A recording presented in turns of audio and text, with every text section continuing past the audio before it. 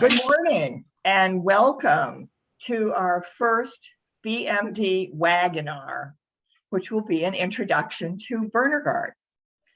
This is going to be an ongoing series of Zoom talks on a variety of topics. The Neshoba Valley Board hopes it will be a valuable addition for you, our members. First, a couple of things about today's mechanics. We are recording this Zoom session so it can be viewed later. Our secretary, Julie Mott, is at the master controls and will have everyone on mute except our speaker. We already know what a barking burner sounds like. Thank you, Julie.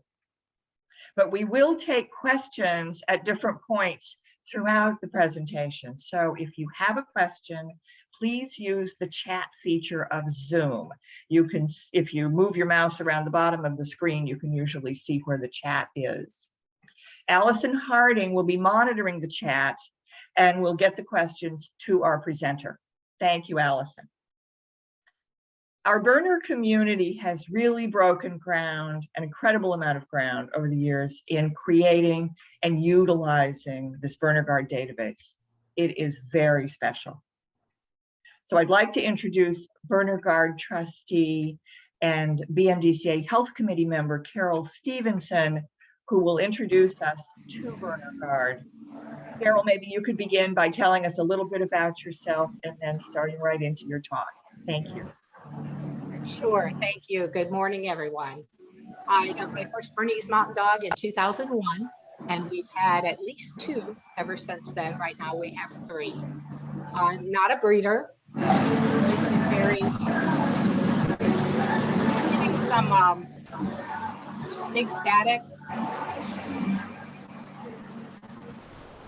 Is there perhaps someone who's not muted that there's something going on in the background?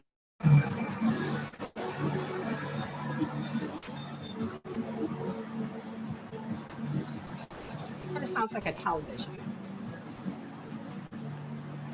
Carol Jensen is unmuted.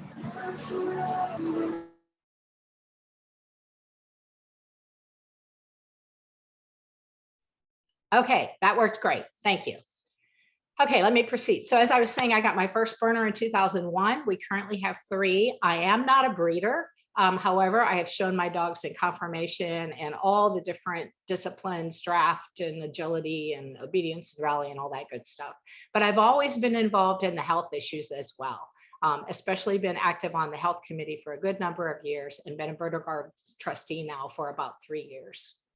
So we put this talk together to help introduce what Berner-Garde is and how you can use the database. My helper on that was Tracy Keiths. She couldn't be with us this morning. Hopefully she is at a dog show, but she did have a part in helping put this together as well. And so the 2 of us are kind of responsible for this. So we want to try to hold this to an hour. So I'm going to jump right into, I have a brief PowerPoint background discussion, and then we'll jump right into the database, exploring the database. And I'll probably be moving fairly quickly, but like I said, we'll try to break for some questions here and there.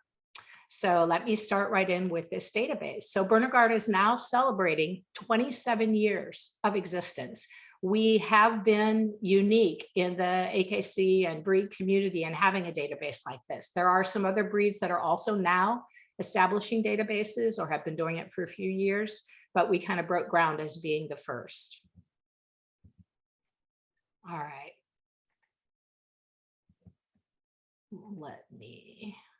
I need to get back. So what is Berner-Garde and why is it important? Berner-Garde is actually a foundation, a 501c3 tax-exempt foundation, and its goal is specifically just to maintain this database. There are thousands of Bernese Mountain Dogs in them. They're not all show dogs, and in fact, most of the dogs in the database are companion dogs, people's pets. And that's important for you to know because some people felt like it was just for show dogs, and that's not true. So who uses this information? Health researchers, veterinarians, breeders, companion dog owners. There are so many ways that you can use this information. And I'm encouraging you to have your prospective puppy owners also use this information. What's in the database? So this is just a summary of some recent data pulled within the last week. As you can see, at this time, we have about 205,503 unique dogs in the database from all over the world. The majority are from the United States, and there's a good bunch from Canada, but we also have dogs from Europe and other countries as well that have submitted their data.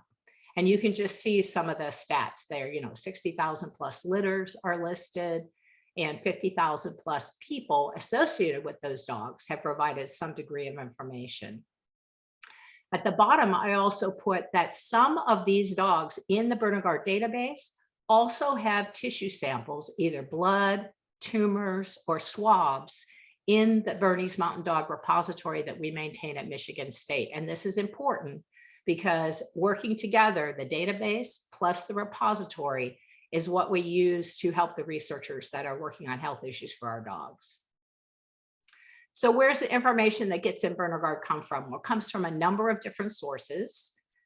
First, breeders and owners voluntarily submit that information, but we also get information from regional club rescue chairs. For example, if they bring a dog into rescue and they're doing health issues with that dog or whatever, we get information that way. We also pull it from public sources, the AKC website, where they post test results and awards that people get, titles that are earned, but also places like OFA and SURF databases, anywhere where there's a public database that we can access to put information in related to dogs. And also show catalogs. In particular, pedigree information sometimes can be garnered from show catalogs, which are considered a public document, sires and dams of dogs that are showing. So what type of information is maintained? A vast amount of information.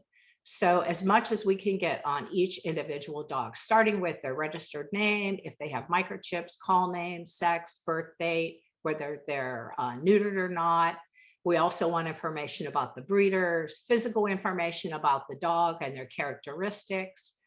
Certainly a big key thing we look for is health certifications. If dogs have had hip and elbow tests, eye tests, cardiac tests, other health info that the owners might submit. We try to catalog that as well. And any health studies that dog has participated in. We also include information on titles and awards that have been done, litters produced, and if the owner submits it, we can put in some photos of dogs.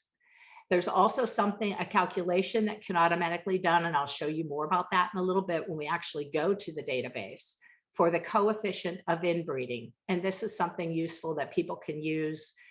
Breeders can use this, but also people looking to get a prospective puppy can use this as a way to kind of decide, well, what am I looking for to hedge my bets that I'm going to have a healthy puppy? So this is an example of a typical page. And again, when we go to the database, we'll look at this in more detail. But when you call up a dog and you look at his information, this is one of my dogs, you can just see there's just a vast amount of information available for you to peruse. There's an array of reports that are readily available to you as well. And again, we'll look at that in more detail in a few minutes when we go live into the database. So I'll talk about that more later. But what can we learn from Berner-Garde? What have we been using that database for? Well, the main thing has been health research. We have a great number of veterinary researchers that are looking at diseases like histio, of course, orthopedic issues like cruciate ruptures, bloat as a problem that dogs suffer. Heat stroke is another one that's just kind of hot on the press right now because we're in the heat stroke era right now. And we've been seeing a little bit of heat stroke cropping up in Bernese Mountain Dogs. So these are just some of the things that can be done by pulling data. And again, we'll look at more of that shortly when we go into the actual live database. So how can Berner-Garde benefit companion owners or people just considering getting a Berner? And the way it can is that you can do a lot of research in Berner-Garde. So for example, you can research a certain dog's pedigree. If you're looking at a litter of puppies, consider getting a puppy. You can look at the sire, the dam, that kennel in general, and what it breeds, and look for certain health issues. Sound. Right. Okay, so let me get Are you, I'm hearing some background. Some people are saying they're not hearing anything. Are you? Somehow or other, this isn't plugged in I right. think Kara Bear.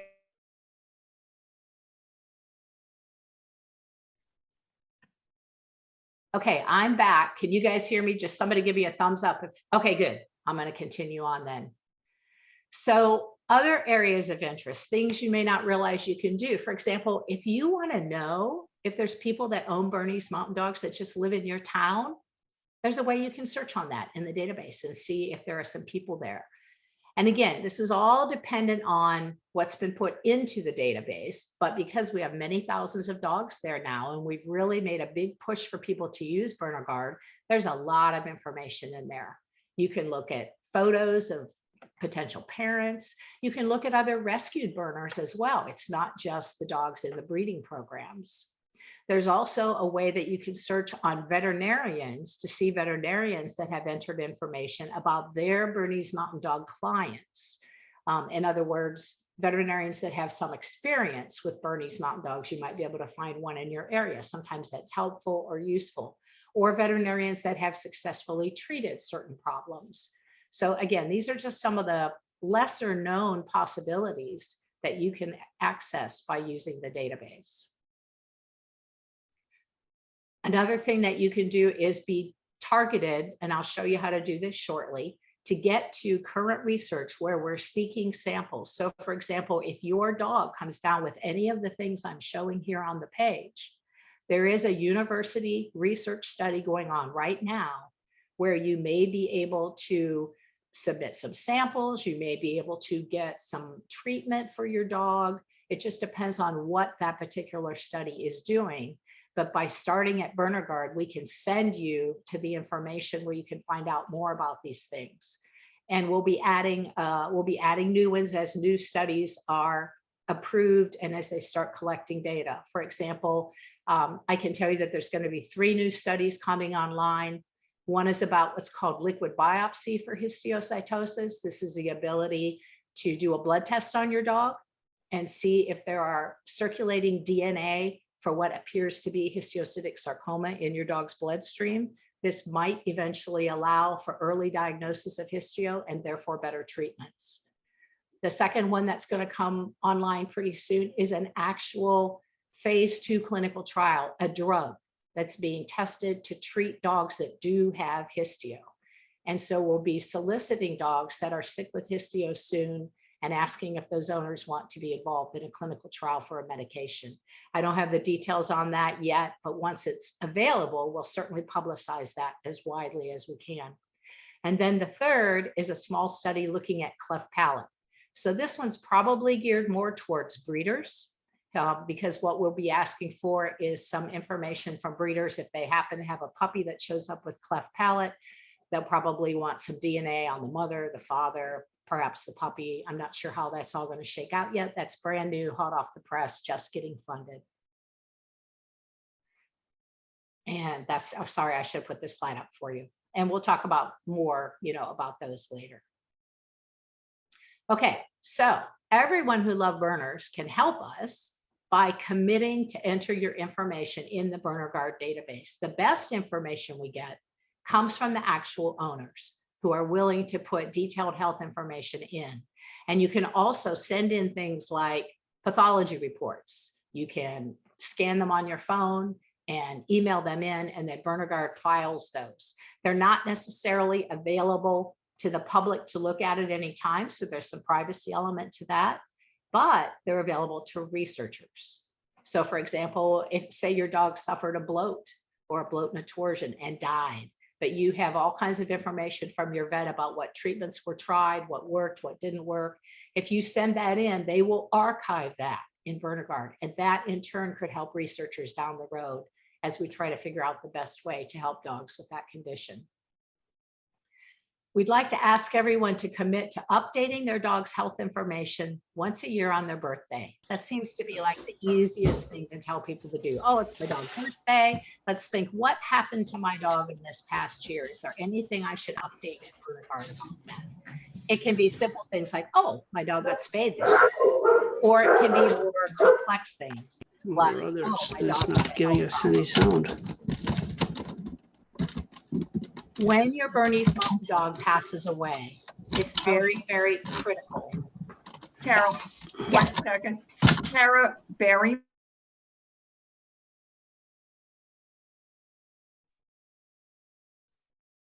Okay, I think I'm back. We good? Okay. So when your beloved Berner dies, we're asking everyone to please update the date and as much details as possible about cause of death. We have some 25-year-old Bernese Mountain Dogs in the database. I wish. What we have are just some dogs where we never got the date of death.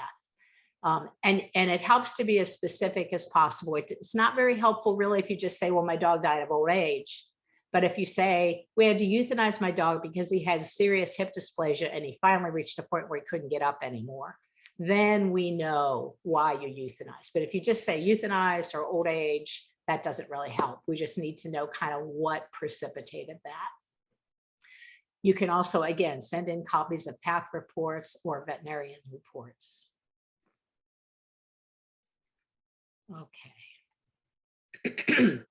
At this time, and I know it's been announced through the BMDCA, but at this time, we're no longer collecting tumor samples except for a couple of things to put in the database. We're still collecting samples for some types of histio, but before you would send it, we want you to check with the repository and see what they need and if they need your dog's information. And we're still collecting information on DM, degenerative myelopathy. And so we definitely still need samples for those too, but for pretty much everything else, the database is so full of tumor samples, blood samples, and swabs. We're not collecting more until we have a researcher who says he specifically needs something. Yeah. I mean, some of that's driven by cost, but. Right. Okay. So we also have set up a brand new thing just in the last month. And that is working with a foundation to set up a proper and correct foundation with a endowment. We received a large endowment from someone, and they wanted that to set up a foundation where all the money that will ever be earned on that endowment will only go towards research, not for any kind of administrative purposes or supplies or anything like that, just funding research. And so that is new, and that's really a terrific gift.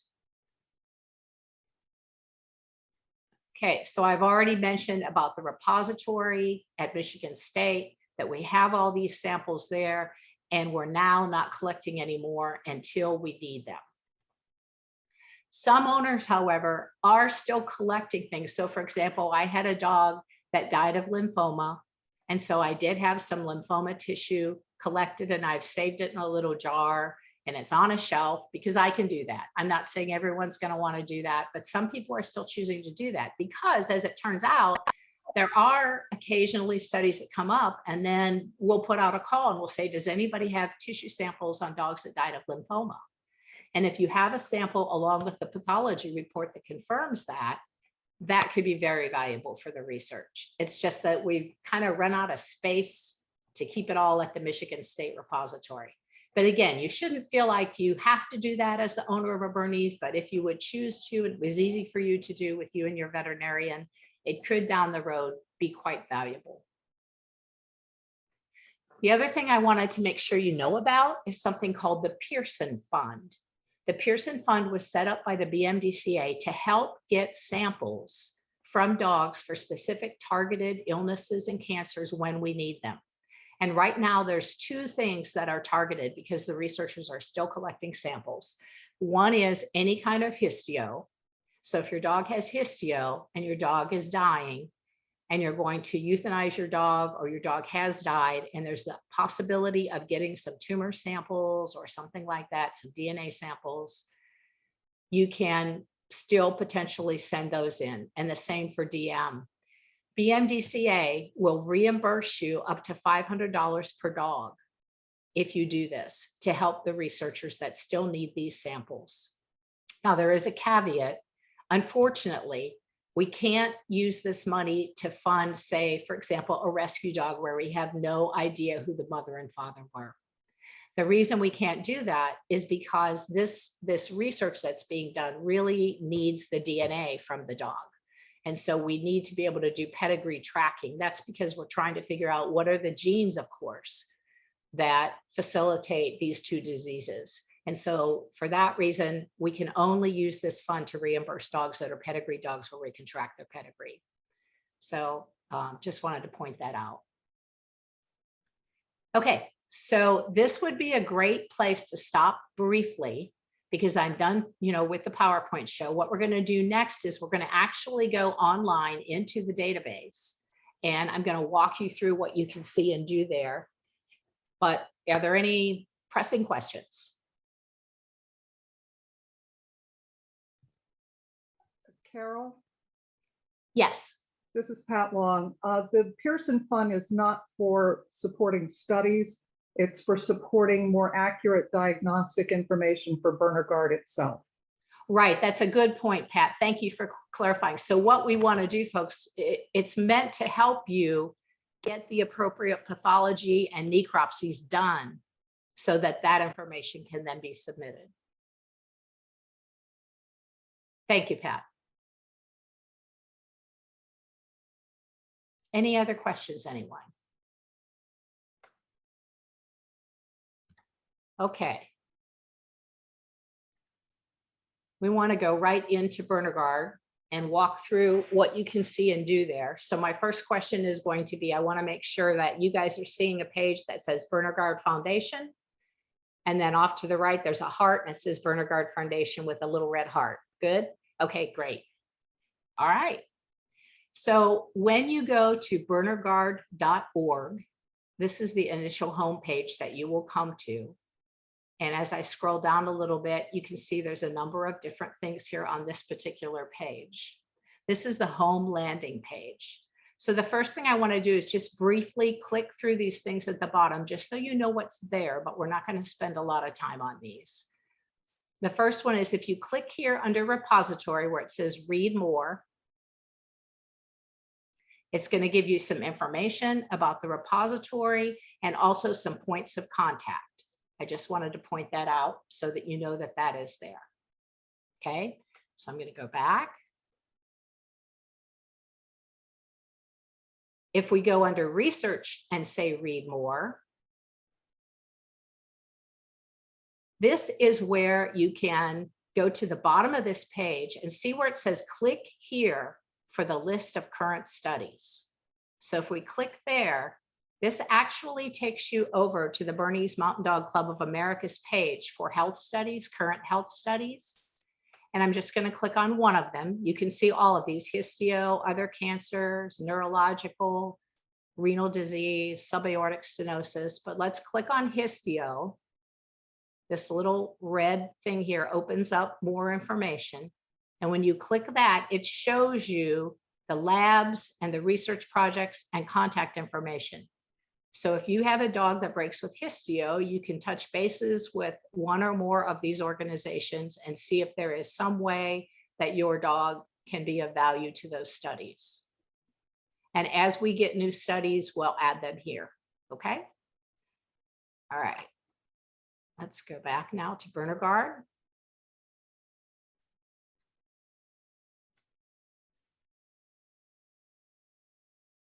So another item on this page is called success stories. If you click on that, what it takes you to is actual published literature about what we in the Berner community have helped fund.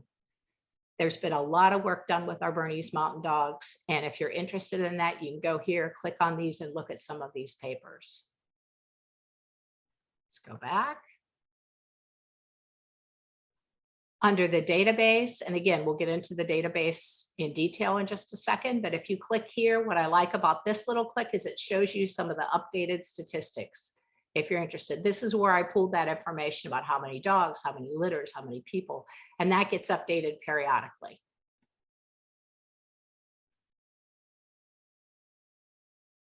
If you click on our team, meet the team, this provides you some contact information for the Berner database about the database managers, operators, some contact information. It shows you those of us that are trustees on this right-hand column. I just realized there's no contact information for us though, so I might kind of maybe suggest that. Okay, let's go back. And finally, I don't think I need to click on this one at this time, but just know this is a donation button. You can click here. Many donations come into Berner-Garde in memory of a past beloved Berner. It's a wonderful thing. I hope you'll consider doing that. All right, so let's jump into the database. So now we're on the home page here. You'll notice along the top, it says go to database, home, submit data, and donate. So trying to keep the most common things as easy as possible for you. When we click on the database, go to database. Now we're in kind of the opening page for the database. And this has three pieces of information at the bottom: getting started, submitting data, and personalizing. I'm not going to worry right now about personalizing. That just has to do with what you want to see. We'll come back to submitting data towards the end of this. And I want to just show you briefly under getting started. There's one thing here that's very helpful. If you click there, read more, there is a tips for searching on dogs, litters, and people. I strongly encourage you, the first time you go into this, to open this up, and you can download this for yourself, print it off, have it beside you while you're playing around in the database. It's very helpful. Gives you some tips on what to do. I'm just going to show you a few things today, kind of quick and dirty, if you will, but there's a lot of things you can do in searching. Okay, let's go back. Okay, so now we're back on the database's homepage, and we're actually going to jump into the database itself. So the way to do that, along the top of the page, it says dogs, litters, people, trial pedigrees, reports, and submit data. So I'm going to start with dogs. So I'm going to click on dogs. Now, there are lots of ways you can search. You don't have to fill in all this information. Honestly, what I often do, because I remember dogs call named, so what I often do is I'll put in a call name when I want to look something up. I'm just going to do one as a sample for you. I'll put one of my previous dogs. Albie was his name. Carol, Yes. before you leave that page, under the dog search, it says enter one search criteria to find a dog. Each search will show you how many things you can enter on that search list. Yes. Yep. Okay, so let me go ahead and do a quick search here. Just, I want to find this dog. I know his call name's Albie. That's all I remember about him. So I'm going to click search. Turns out there's two Albies in the database. Well, I know this is the one I'm interested in. He was formerly my dog. He was my champion that passed away a while ago. So I click on him and all this information pops up on Albie. There's pictures of him. And you can see here in the middle of the page are different things you can click on to see other things. If I click relatives, I'll see some of his relatives. If I click litters, I would see if he sired any litters. If I click health, I see what's in his health records. I see he had prostatitis and he had a pemphigus condition. If I click studies, I see that he has blood, multiple submissions of blood, and cheek swabs in the database, in the repository. So that would mean a researcher looking for a blood sample on this dog because of some characteristic he has would be able to request that. If I click identifications, I can see that he has a microchip and his DNA profile number, his registration number. If I click titles, I can see all the titles that he earned that were registered. And then if I click people, I can see the people associated with him, his owners and his breeders. So lots of information that you can get from your dogs that way. And again, when you go back to dogs, there's lots of other ways you can search. You can search on a registration number, a microchip number. So let's say, for example, a dog wanders into your yard, a Bernese Mountain Dog, and you get him scanned and he's got a microchip. You could put his microchip number in here and see if it pops up. All right, let's move on and look at another type of search. That would be the litter search. So again, you can search on breeders' names, kennels name, a specific whelp date. You can see all the things you can search on. Let's say, for example, that I'm thinking to myself, wow, I might like to get another Berner. It's been years since I had a Berner. I remember years ago, I bought a Berner from a kennel, and all I remember is their name was Skyland. And this is the first place that I got my first Berner. So that's all I remember. I don't know if they're even still in business. So I'm going to submit that search. Are these people still in business? Well, a lot of dogs pop up from Skyland Kennel. I'm going to pick this one at the top that was born in 2021. I'm going to click that one because what I want to do is try to dig down to contact information for that person. So I found a dog that was born in 2021 that has Skyland in their name. I'm going to click breeder.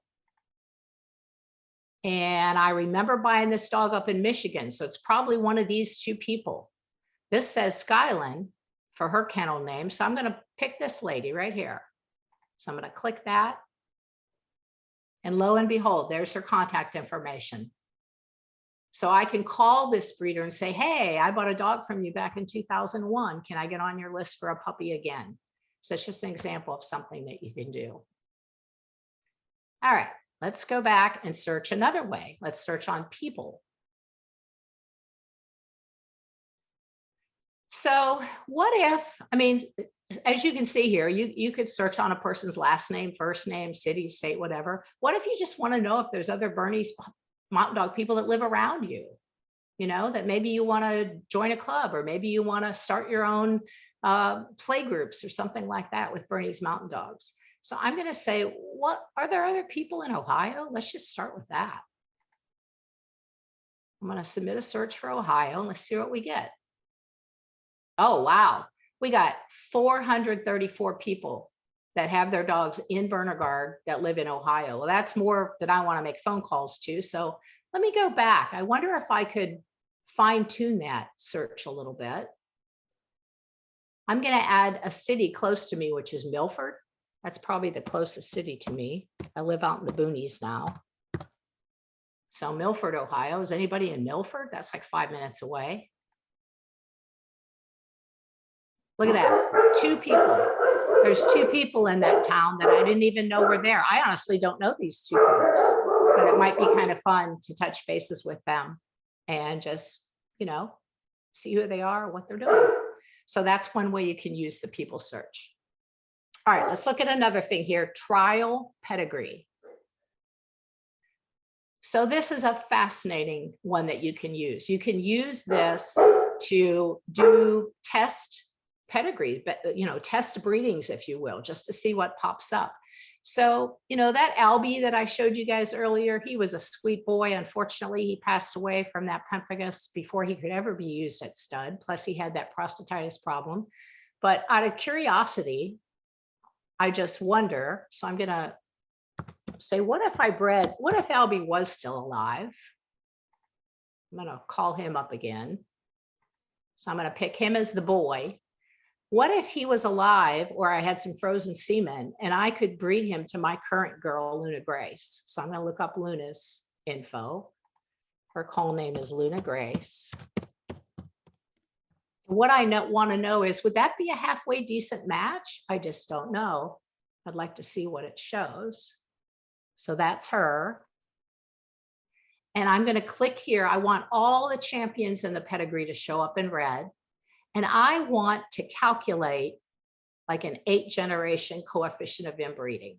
I want to know how closely inbred that match would be. So I'm going to submit trial pedigree and it'll pop up and show me. I'm going to submit. And the first thing I see is, look at this, coefficient of inbreeding for this trial pedigree is 0.4. That is super low. In other words, this is almost an outcross. These 2 dogs were like almost completely, totally unrelated to each other, which for some people, that might be something they're looking for.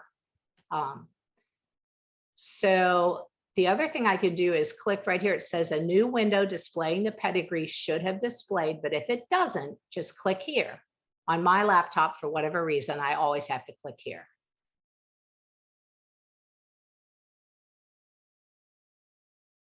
And now here's a nice picture of this trial pedigree. So there's Luna Grace, there's Albie. It shows all the champions in their bloodlines in red. Non-champions would not be in red. And again, this is just a tool that you can use to look at prospective things. Let me close this. And go back, so that's trial pedigree. Now let's look at reports. There are lots and lots of report queries that have already been created for you. But one thing I also want to say is if you can't find what you think you need, you can contact Berner-Garde and ask for a special run of the data on something that you need. They'll either tell you how to do it using the existing reports, if that's possible, or they will help you get what you need. So that's just something that you should know is a possibility. One of the more common reports that gets done are health searches. So people will click on health search. And then from here, you pick some drop-down boxes. Let's say our dog came down with, let's say one of my dogs just got a cruciate injury. And I want to know, are there a lot of Bernese that get that? Is that rare? So I'm going to go down here to musculoskeletal, because cruciate is a musculoskeletal problem. Then I'm going to click on diagnosis. Here's cruciate ligament rupture. That's exactly what happened to her. I'm going to click on that. I'm not going to worry about location or any of this other stuff. This is enough information for me to do a search. I'm going to submit the search. Wow. 716 dogs have put the information in Berner-Garde that their dogs had cruciate rupture. So again, then you can look down, oh, is there anybody that shares information with my dog? You can search on people and try to find someone close to you if you want to compare notes, talk about histories and treatments and things like that. There's lots of ways you can use this. Now, there is one caveat about health reports I want to go back and show you. Let's say your dog has come down with histio and you want to look into that. So again, you would go to cancers because histio is a cancer. So pick that. Now, when I pick diagnosis, what you're going to notice is that at this time, there are lots of different kinds of histio listed here. And some are potentially duplicative. For example, histiocytic sarcoma is kind of a big general term. Well, hemophagocytic is very specific kind. But is erythrophagocytic and hemophagocytic, are those the same thing? In other words, because of the 27 years of coding data in the database, there are some cases where we feel like we're going to have to go back and recode things to make it more efficient for people. And in talking to Gary and some of the other people that are talking about how we're going to fix this, they're feeling like for histio, we'll probably end up with about 3 categories. Sort of probably end up with the hemophagocytic, the one where there's no tumor per se, it's just your dog gets terribly anemic, and the histio is sort of widespread in their body in that way. And then we'll probably talk about localized sarcomas where there's just one tumor, but it hasn't spread to things like lymph nodes and things like that. And then some other kind of disseminated or malignant. I mean, they're still talking about how they're going to end up coding them, but we need to simplify this a little bit, because now if I wanted to know, I either have to have a pretty specific idea of what kind of histio my dog has, or I have to search and go through several of these. Like if they have a tumor, I probably would search on both this one, histiocytic sarcoma.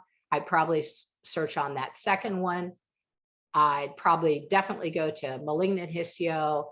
And I might even do localized histio just to see what all's there. So that part can be a little bit difficult. Carol, there's another way to do that search. If you go back to the search categories. Okay, let's do that. So back to okay, let me go back one. Instead of selecting any diagnosis, go down to the optional search text. Okay. And type in histiocytic space sarcoma.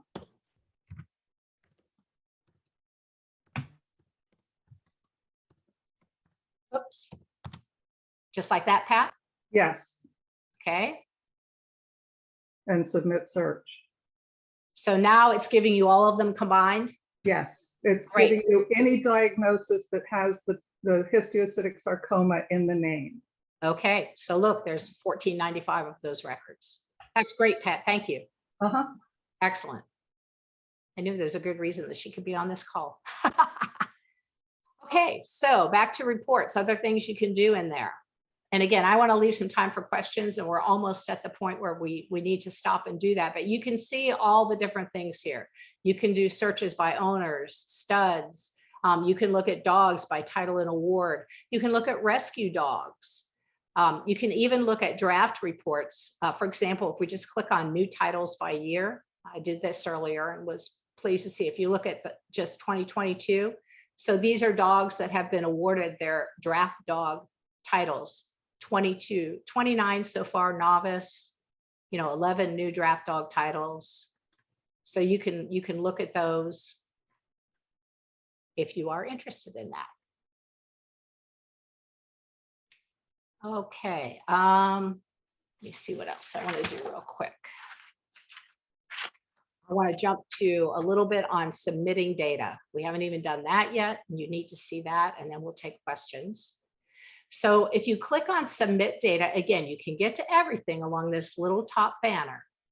If you click submit data, here are your options. Add a new dog, update a certification or a test, add some new health info. We hope you'll do that one a lot. Anytime any health things change with your dog. We're even interested in knowing when they get hot spots and things like that. I mean, you will be amazed at the types of things that can be helpful for researchers down the road. Definitely we need dates of death. If you have any dogs in the database right now that don't yet have the date of death put in there, please do that.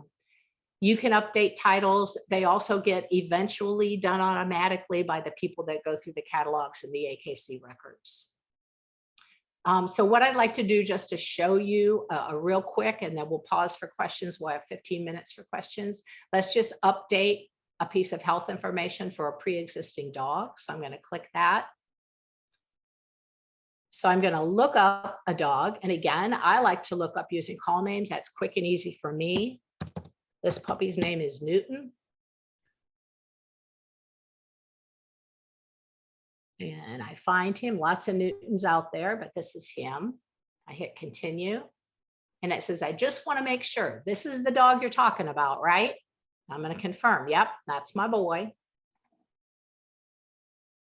And it says, here's information we have on you already. That's mandatory stuff. It's already in there. Who are you? I'm the owner. Do you want to upload any files or anything else? And I'm going to put in some information about his most recent attempt at suicide.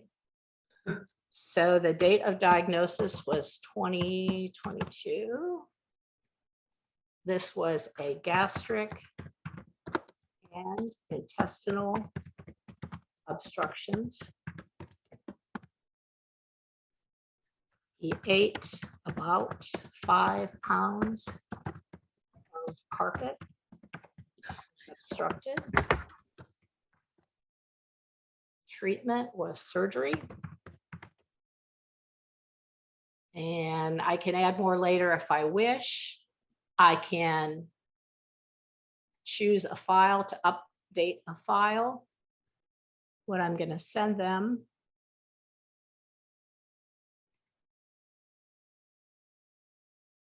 Let's see, Newton, where are you here, buddy? There's Newton. Here's his carpet obstruction. I'm going to send them a picture of a pan full of 5 pounds of carpet. Now, is that a genetic disease? No. Could it be useful somewhere down the road for somebody? Yes. I have a lot more information about his surgery and his post-op treatment. Oh, he also had, I should add, there's another medical problem that went along with this. Developed malignant hyperthermia.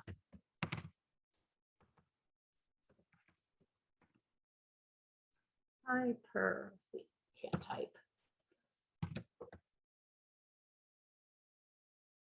Surgery.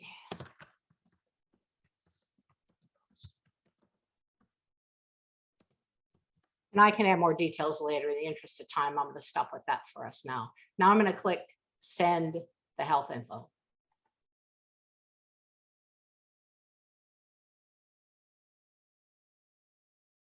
And it says it was uploaded successfully. So if Berner-Garde wants more information about this health issue, I can certainly send it. Otherwise, it's just in my guy's record that he had an obstruction and a big major surgery, and that he had malignant hyperthermia, which basically means his temperature spiked up over 106, and he had, just like a heat stroke, he had to be treated as if he had a heat stroke. And now that I've been told that, I've been told since that happened, he's going to be at risk for that the rest of his life. Okay, let me stop talking now and let's open it up for questions. And I see Adam's on too, so, and he's a Berner-Garde operator too. So if anybody has specific questions for the operators, we have an expert here. And in addition to submitting through the forms on the site, you can directly send to Berner-Garde operators. I do a lot of submissions that way, where people are dumping like 20 dogs all at once. So I love doing it, and more than willing. So. Any other questions?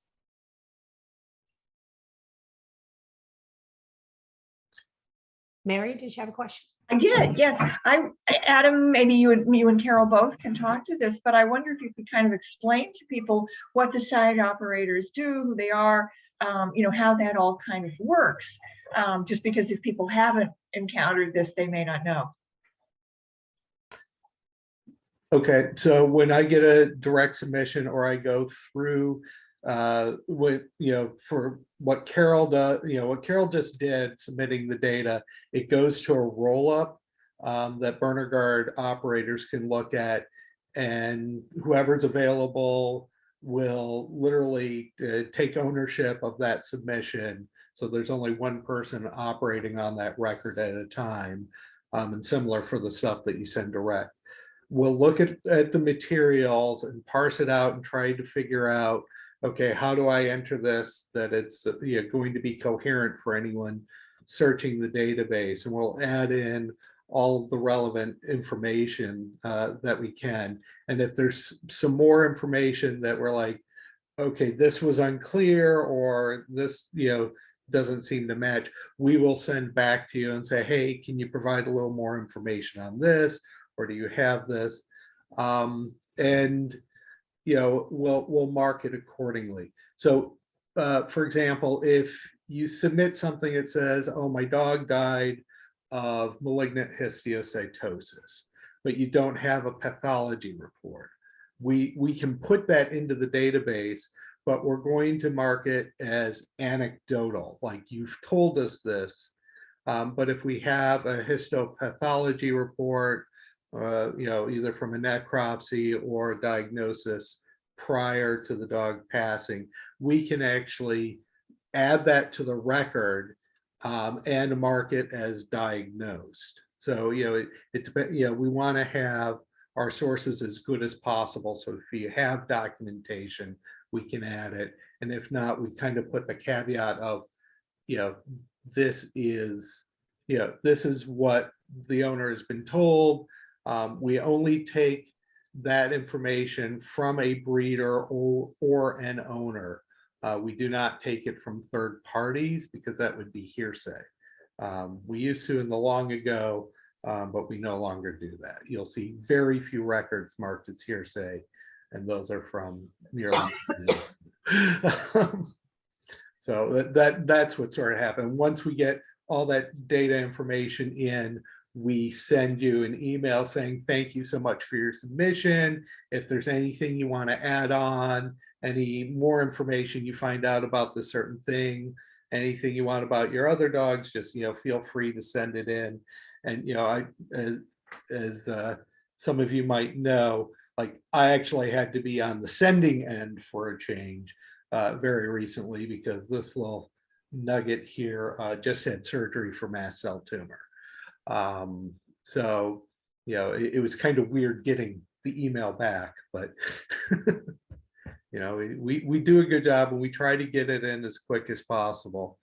And Adam, sometimes it can take several days if there are a lot of submissions. Yep. And typically what I'll do is if there's a newsletter editor who desperately needs a Berner-Garde number in order to display a dog in the Alpenhorn, Yep. or a rescue chair who needs a Berner-Garde entry for a rescue dog, they'll send it to me and I usually try to respond very quickly so that Yep. they can get the number they need for printing. Yep. And yeah, you know, and we can, you know, I've had breeders literally send me, you know, I want to get this litter into Berner-Garde, and they will, you know, the puppies are still wet and they're sending in the information. Then I've had litter information come when the puppies are 5 years old. So, yeah, we can take data anytime, and we can take data all, you know, if you've got information on a dog all the way back to the 1960s, we can put that information in. And, you know, I've spent quite a bit of time trying to find, you know, basically all the weird missing dogs in the back pedigree as much as possible to try to get us as complete as possible. And it's not just dogs that are bred. It's not just dogs that are planned to be bred or shown or any of that.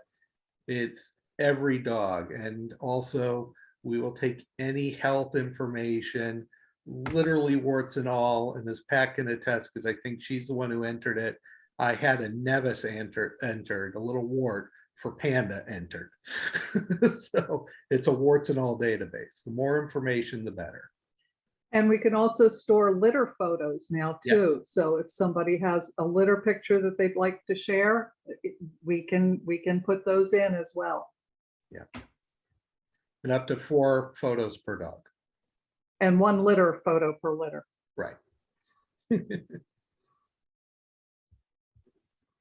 Mary, do you have anybody showing any other questions for us? We do. We have somebody asking, Mary, could you demo the search for a veterinarian familiar with Bernese? Okay, let's go to the database. Let's go home here. Database here. Yeah. And I think it's under people, isn't it? Reports. Oh, Oh, no, right, yeah, reports, you know, sorry. Well, Yeah. yeah, report. Probably easiest to go here. Okay, so if you know a veterinarian's last name, or if you know a vet hospital or part of the name of a vet hospital, vets also get assigned a Berner-Garde ID number once they've put, you know, they've been associated with information, but most people probably aren't going to know that.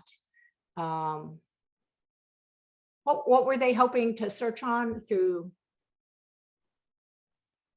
Like, I'm going to put, let's see. If Put in Tufts, since that would be relevant for this area. TUFTS, Correct. let's try that. Okay. So here's different veterinarians' names here, hospital name there. Let's say, let's just pick one and see what kind of information is here. Let's just pick this top one. So are these veterinarians who will have shown up in Berner-Garde as treating somebody? Yes. So the following dog health records are associated with this vet. So this vet was associated with these 2 health records. So if I pick one of those health records, let me just see what it was. A mass on the right hock, surgically excised. Or To really answer Mary's question, there isn't really a way to search for vets that have a lot of experience with Berners with a normal search. But if you happen to know somebody whose dog had a condition, you could look to see if there's a health record and a vet associated with that record in the database and say, oh, okay, this might be a vet I want to talk to. Yeah. Great, Good. thank you. Yeah.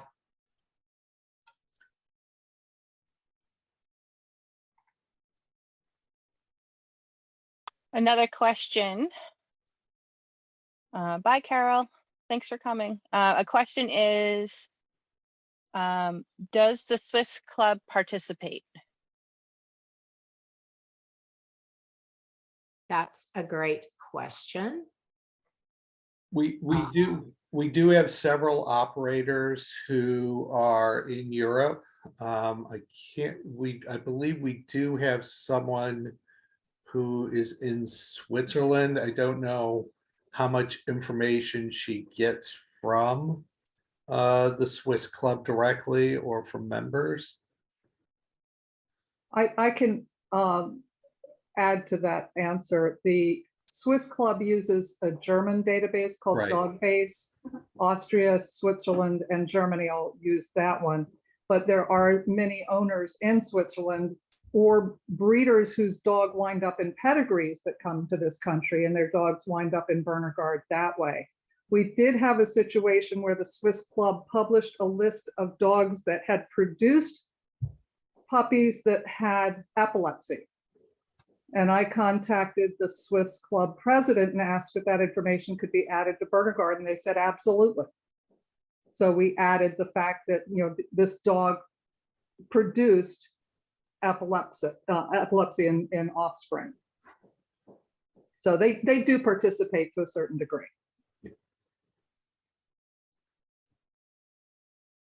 Right, and I'll add my question. Say I'm walking my dogs and I run into somebody who has a Bernese Mountain Dog. They don't know anything about Berner-Garde. What is the best way to open up the conversation and to discuss Berner-Garde with the lay person?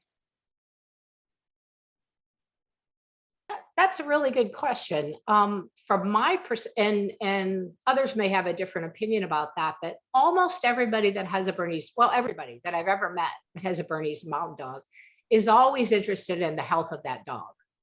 You know, they all want the dogs to live longer. They've all heard that, oh, these dogs only live 8 to 10 years. Isn't that a shame? They're like Great Danes and some of the other big breeds. Don't we wish they could live longer? And so my opening thing has always been, we are blessed to have this wonderful database where we are seeking to improve the longevity and health of our dogs. And you and your dog could help with that. All you need to do is a simple thing, just enter your dog's basic information. And once a year on their birthday, update anything that's happened to them. And by using that information, we're going to help these dogs live longer and have happier lives. So it's like a little short elevator speech. Most people are pretty interested. And then I usually write it on a scrap of paper for them, you know, Berner-Garde.org. It's easy to get to. Carol, would Berner-Garde be willing to produce little, you know, business cards with basic information of like who to contact as a site operator in the area if they have questions? I think they have. Yeah, I think they have. I think they're available. We just probably need to find a way to get them out. I think they are available. I know we had a club event and I passed some out at a club event, so I know they exist. The question, and that is a great thing I'm going to make a note of today, is let's get a stash of those to all the clubs.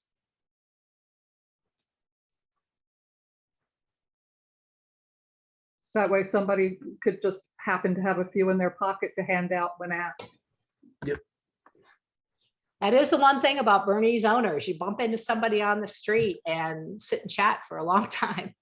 We were in Switzerland this summer, you know, thankfully before we all broke with COVID here 2 weeks ago. But every time we ran into a Berner, which not as many as I would have liked, but we did run into 3 or 4 of them. It was really easy to show a picture of our dog on our cell phone and they would try to chit chat, even though we couldn't always speak each other's language. It was fun to show pictures of our dogs.